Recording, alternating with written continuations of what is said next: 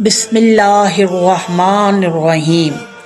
طواف زیارت حج کا بہت بڑا فرض رکن ہے جس کے چھوٹ جانے پر نہ حج ہوتا ہے نہ دم قبول ہوتا ہے اور میاں بیوی بھی ایک دوسرے کے لیے حرام ہو جاتے ہیں۔ 10 ذی الحج کو طواف زیارت کرنا افضل اور سنت ہے۔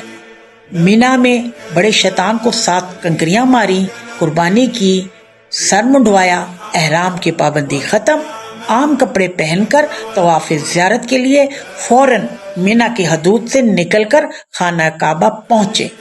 اب کیا کرنا ہے؟ نمبر 1، استلام کرنے کی اصل جگہ سبز لائٹ سے حجر اسود کی درمیانی لکیر ہے، یہاں پر نیت کر کے سلام کرے اور پہلے چکر کا آغاز۔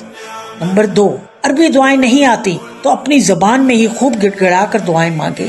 3، رکن یمانی اور حجر اسود کے درمیان صرف ایک ہی دعا پڑھنی ہے، وہی ربنا آتنا فی الدنیا والی۔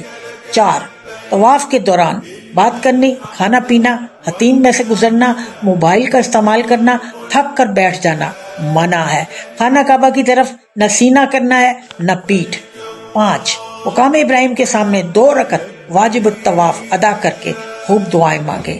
6، آب زمزم کے کولر سے پانی پیے، سر پر بھی پانی ڈالیں، دعا کریں۔